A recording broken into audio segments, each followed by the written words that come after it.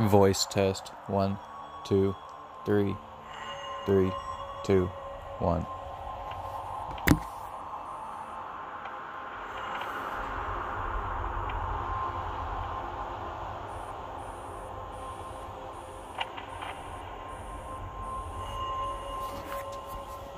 Voice test. 1, 2, 3, 3, 2, 1.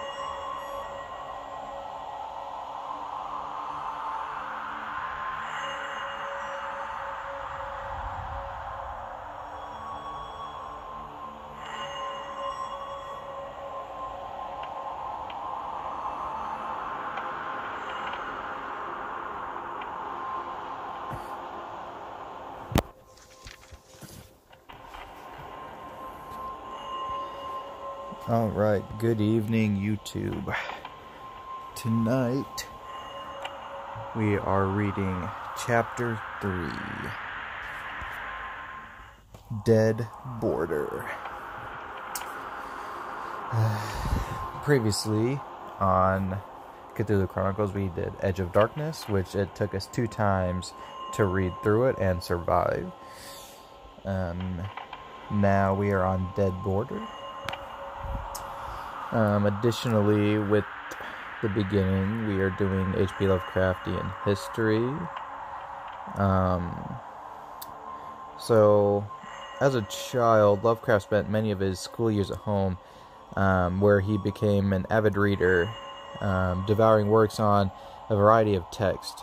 Lovecraft loved the works of Edgar Allan Poe, which was one of his, I guess you could say, icons at the time, and developed a special interest in astronomy. As a teenager, he did not attend Hope High School,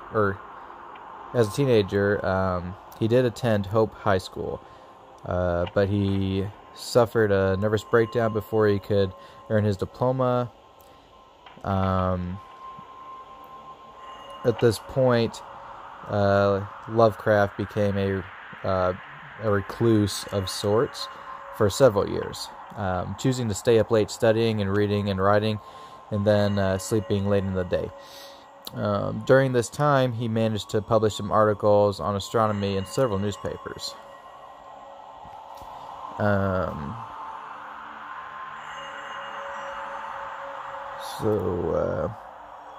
Like I had mentioned in the previous episode, or Edge of Darkness, Lovecraft tried to get in the writings into the magazine Weird Tales, which in 1923 he had gotten his first taste of literary success in Weird Tales, where this following year he married Sania Green, where they had moved from Providence to New York City, where they were only together for 2 years. And at that point, H.P. had returned to Rhode Island and began work on some of his best stories. One of which is The Call of Cthulhu, which came out in 1928 in Weird Tales, and perhaps it best illustrated Lovecraft's effort at creating an otherworldly type of terror. So that's it for the morning biography of H.P. So, let us begin Dead Border. Trial? Alright. So last time we played as Samantha Livingston the first time, and then Bobby Zier the second time. So this time I think I might continue with Bobby.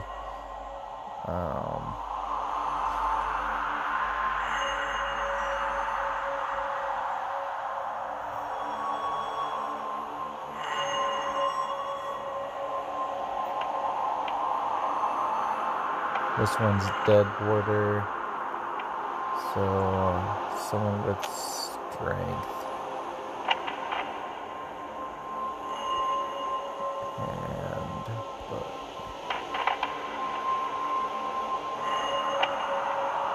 I think we're going to do this one with Loretta.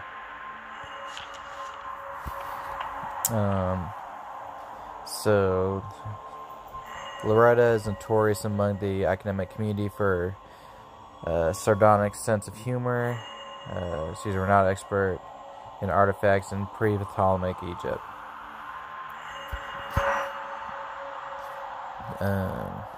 Okay. And like I do in all the other videos, you guys can read the bio. And again, the equipment's not really relevant. So, let us begin.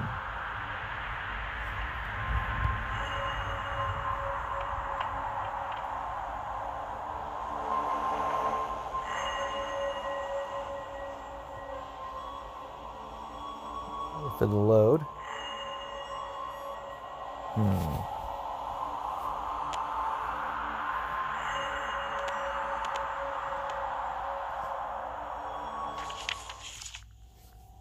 Alright. It seems your successful investigation into the late Rupert Merriweather's affairs did not go unnoticed. This morning, your mailbox actually contains a letter from the Miskatonic University, no less. Inside is neither accommodation nor payment. Rather, the envelope contains an invitation. Apparently, the dean of the university would like to speak with you. The rest of the letter is purposefully vague, leaving you with no real information on what the meeting will be about. It promises payment, though, and that's more than enough to entice you. So let's go. The Miskatonic University is is as impressive on the inside as it is from the outside.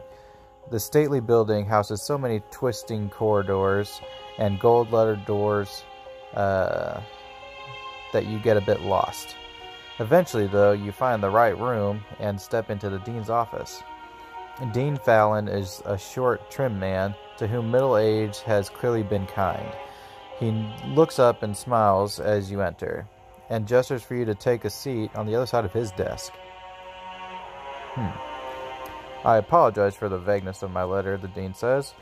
He folds his hands on the desk before him, but it was necessary to avoid leaking sensitive information should the letter be intercepted.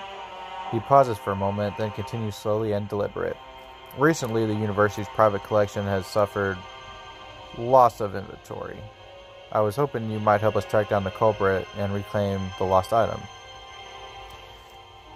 The item in question is a book, about a foot across and 6 inches thick. Hard to miss. As for the culprit, all I can tell you is that he was a man, close to 6 feet tall, with short, dark brown hair. We realize that the case is difficult one to pursue, given the scarcity of information. The dean says smoothly, but the university is prepared to offer you a handsome sum for the recovery of the stolen book, should you succeed. Will you take the case?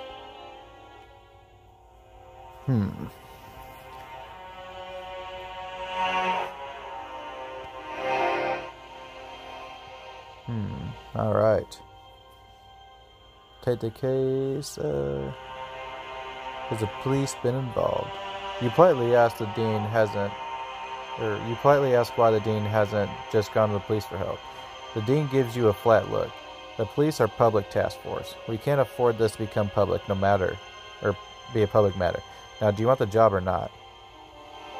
I guess. Excellent, the dean says without batting an eye. You begin immediately. I trust you will work quickly. The sooner you find and return the book, the sooner you will be compensated for your work. And if you take too long, he says blithely, we can always hire another investigator. Wow, this guy's a doucher. Good, the dean says, standing from his seat. I'm sure I don't have to remind you, but this is a very sensitive matter. Your discretion is key. He opens the door after you. Goodbye and good luck. I'm not really agreeing with that dude. I think he might be in on it. What do you guys think? Just comment below. The walk out of university is a long one, and you use the time to turn the dean's words over in your head. And a book too big to easily hide, a completely unremarkable thief, an increasingly cold trail. The case is certainly an odd one. You are reluctant to admit it, even to yourself, but you have no idea where to begin. Excuse me, someone says, as you walk through the university's main entrance. Turn toward the sound. Who is this guy? The speaker is a young woman with a neatly coiffed brown hair and pale skin. A turquoise brooch glints at her throat. Suspect. She smiles politely when you meet her gaze. Her blue eyes shine with eager interest. I'm Professor Leater, she says, extending a hand, and I believe you're the investigator the dean just hired.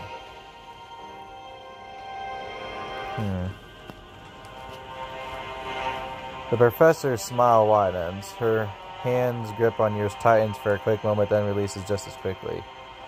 A pleasure to meet you. I'm glad I caught you before you left. I'd like to help with the investigation.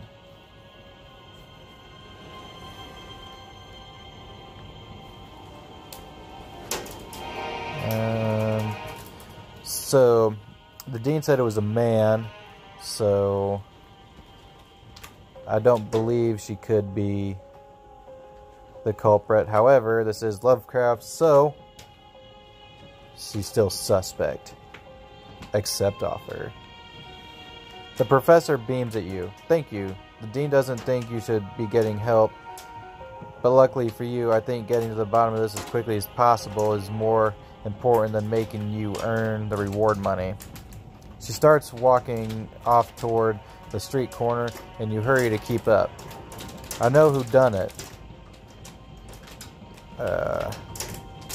And where he was last seen.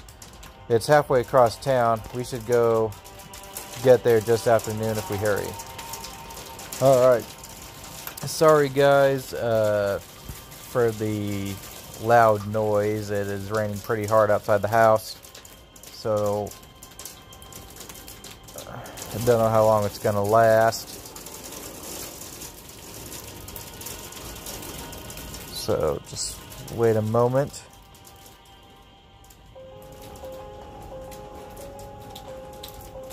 Okay. Continue. Professor Leader leads you down block after block of bustling streets, and slowly the city turns, or the city around you shifts into appearance. Office buildings shrink down and are replaced by small neighborhood shops. Townhomes give way to apartment buildings, then boarding houses. You finally come to a stop in front of one such boarding house. It's just on the edge of Federal Hill, near the Italian neighborhood. The outside of the building isn't much to look at, and you doubt the inside will be any different. The door opens after a few rapid knocks. A scowling woman peers out at the two of you. Her eyes are surprisingly flinty as they look the two of you up and down. "You here for Gardner?" she asks.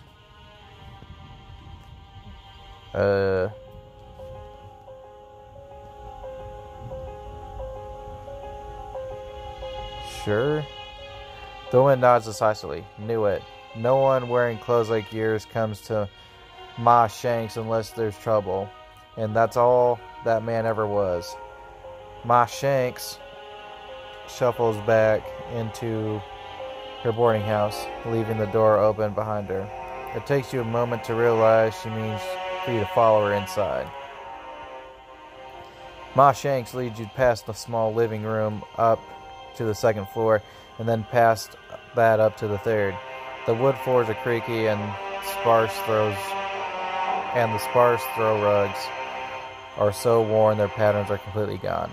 Ma Shanks makes a beeline for one of the three doors in the hallway and pulls a keychain from the folds of her skirt to unlock it.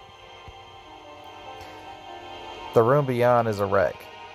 What little you can see from the hallway is more than enough to paint a vivid picture of what happened. "Don't take anything," Ma Shanks says, and shuffles back down the hall, leaving you and Professor Leader alone with the apartment crime scene.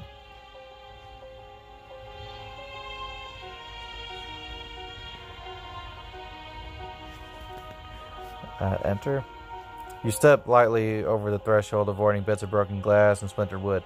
Professor Leader follows close behind. The room is even more of a mess once you can see the whole thing. The only piece of furniture that hasn't been entirely ruined is the bed. Everything else is upside down or broken, or both.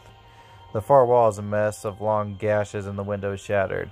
"Well," Professor Leader says brightly, "at least we'll have some fresh air while we investigate a potential murder." There's so much to look at in the room that you almost don't know where to start. The floor is covered in debris, and the few items that aren't on the floor are stowed on a bookshelf opposite a window.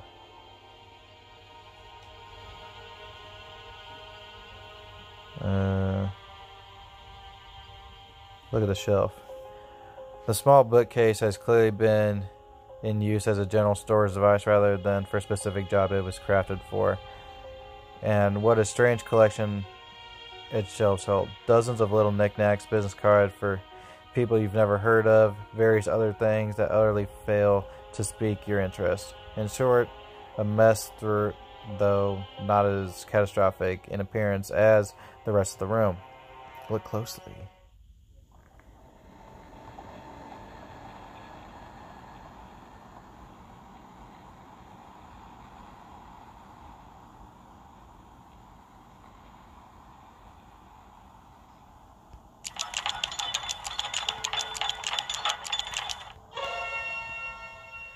After a few minutes of intense scrutiny, you pull back and take a look at the broader picture. Finally, something catches your attention. Books, or rather, the lack of books. This is the bookshelf of a man who doesn't read.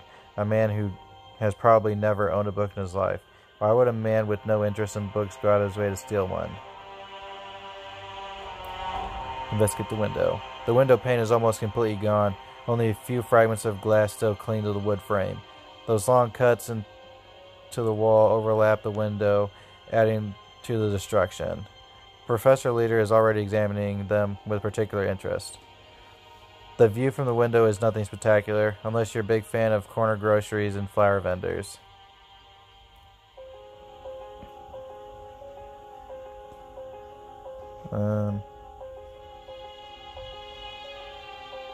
Examine the glass. The first thing that catches your eye is the lack of glass shards on the floor beneath the window. Whatever broke this window broke it from the inside. You lean close to the remaining shards in the frame and notice trace of red on several of them. It's dark red, almost black, but yes, you're sure it's unmistakably blood. I'm glad I didn't try to come here alone, Professor says. I got next to nothing out of that crime scene. I suppose there's a reason the dean wanted to hire someone with investigative experience. She offers you a sheepish smile. I'll divert you from here on. Where to next?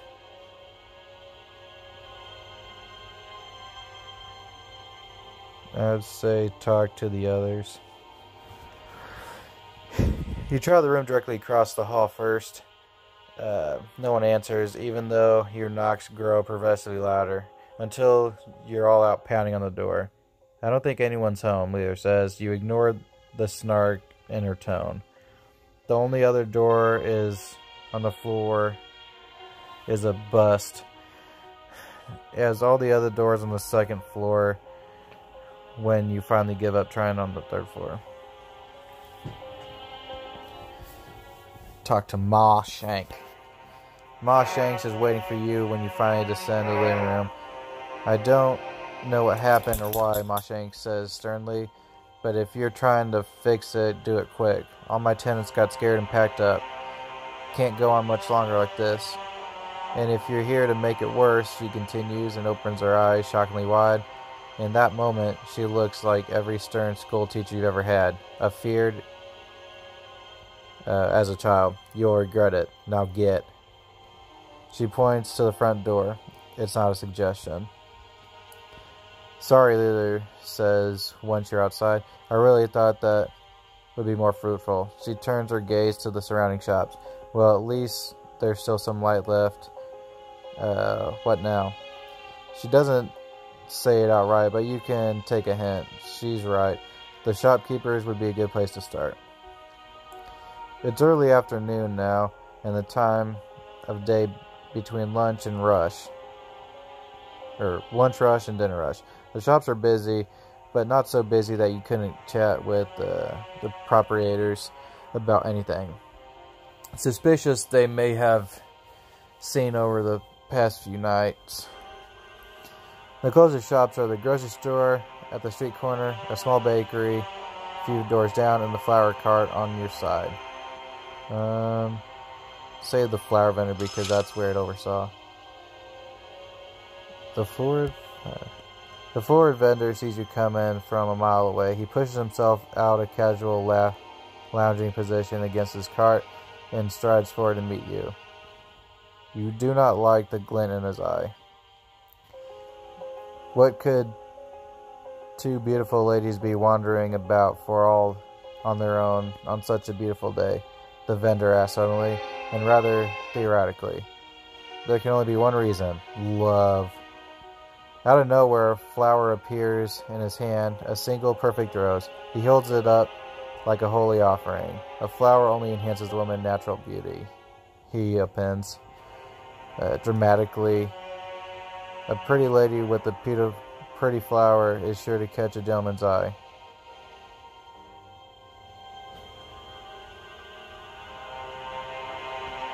Get serious. Solomon drops over the man's face like a shutter over a window. What do you want? He asks. His voice is as flat as his expression. And make it fast. These flowers won't last all day. Gone is the pomp and circumstance. The man standing before you is now nothing more than a shrewd businessman. I see lots of things, he says mildly. I can't be sure I've seen what you're asking about. It's a lot to remember. Professor Lear snorts. The vendor ignores her and lifts his eyebrows meaningfully at you. Charm, obviously.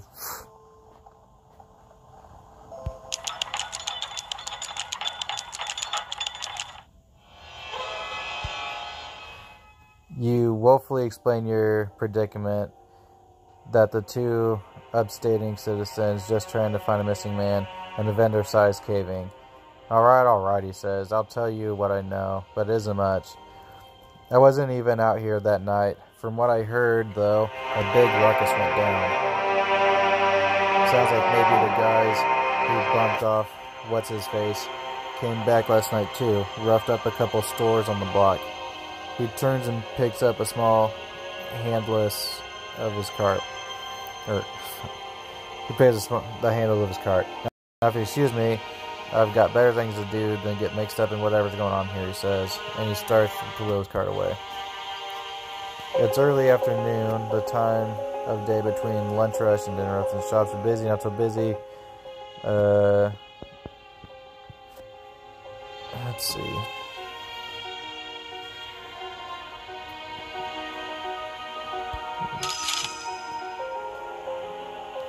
Bellegude. Hello, I'm exuberant man in a flowery apron, calls from behind the counter. Welcome to Barry's Bakery. What can I help you with? His smile slips a little when you explain that you aren't actually here for baked goods. The man's face goes white. No, he says quickly. No, I didn't see anything. His eyes dart between the two of you. The poor man looks like he's on the verge of a heart attack. You rush to comfort the baker, explaining very plainly that you aren't here to cause any trouble. You just want to know if he's seen anything suspicious. No, he repeats. The color is starting to come back to his cheeks. It seems the man has rediscovered his spine. Nothing. And even if I had, he says slowly, with a steadfast gleam in his eye, I'd never tell. You can count on that. You stumble mystified out of Barry's Bakery. I'm fairly certain that man thought we were the mob, Professor Leader muses. Early afternoon. The grocer greets you with a short wave, apparently more interested in the paper he's reading than in his customers. It takes you a few tries to flag him down, and he's even grumpier when it becomes clear that you don't intend to buy anything. The man sighs and leans back. First off, I don't want any trouble, he says. I had nothing to do with it. I don't know whether you're cops or mobsters, and I don't care. Whatever's going on here at Moss Shanks is none of my business. But, he says, leaning back toward you, if you know who roughed up my shop last night, I'm not saying it was you. Tell him to lay off, alright? The grocer goes, looking increasingly irritated. Looked like they let wild hogs loose in here or something. I had to slap a fresh coat of paint on to cover up the scratches. You glance at the walls of the shop, and sure enough, fresh whitewash hides several long parallel divots in the wall. You thank the grocer and exchange a meaningful look with Professor Leader on your way out. You're just about ready to give up. You're exhausted, all your options, and on top of that, it's getting dark. The sun will be getting soon. You and the Professor Leader both agree that it'd be best just to call it a day and recount the clues so far over dinner before finally turning in for the night. Excuse me, a reedy voice calls from the ground on your right. You look toward the voice and find a woman sitting in the mouth of an alleyway. She's only in her late 30s or early 40s, but life has clearly not been kind to her. Weariness weighs on every line of her face. I'm sorry to bother you, but I hear you're looking for information about what happened to Ma Shanks. I'd be happy to help. She shakes a tin can at her feet. It barely makes a sound. She hasn't made much money today. She must be desperate. I'll pay for information. You scrounge a few coins from your pocket and crouch down and toss them into the tin can. The smile stretches across the woman's face, revealing crowded stained teeth. Thank you, she says earnestly. Then she draws into herself, facing going dark. 2 nights ago, screaming woke me up, she says, wrapping her arms tightly around her knees. There was this awful ruckus too, and then it suddenly stopped, and something fell out of the window at Ma Shanks. It's not cold out, but she shivers nevertheless. You can't really blame her. And then she says quietly, as if afraid to go on, "It go up," and it ran away. A shiver crawls its way up your spine. "It came back though," the woman whispers. "It came back last night and roughed up the groceries. It'll be back tonight too." "Thank you," Leader says, settling a hand on the woman's shoulder. "Please stay safe tonight." The Christian darting, thoughtful looks at you as you both walk into a nearby deli. She doesn't say anything though, even though the silence is a little unnerving. You decide against pushing her. Finally, you settle in at the deli over sandwiches and cups of soup when she speaks. "That was good of you," she says quietly. "Not everyone would have done that."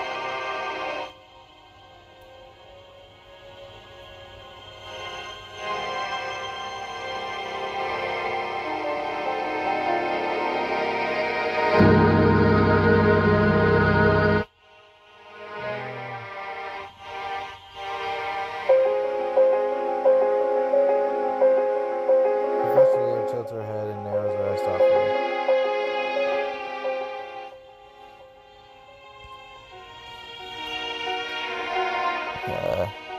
"No, it wasn't," she says finally. "It wasn't a grand gesture either, but things like that can mean a lot, more than you know."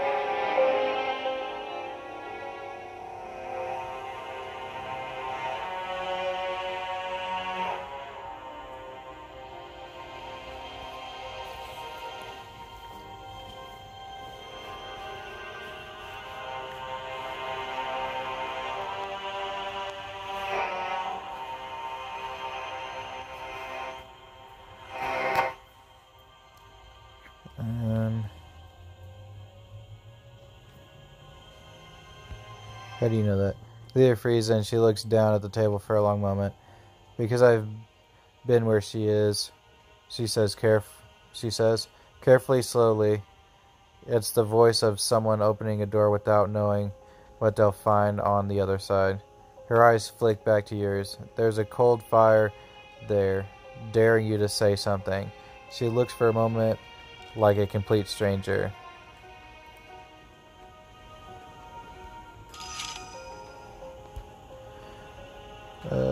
Leader's entire body relaxes. "Oh," she says. Her expression twists into something you don't recognize, but it's gone in a heartbeat. "So," Leader says, once you've both finished eating,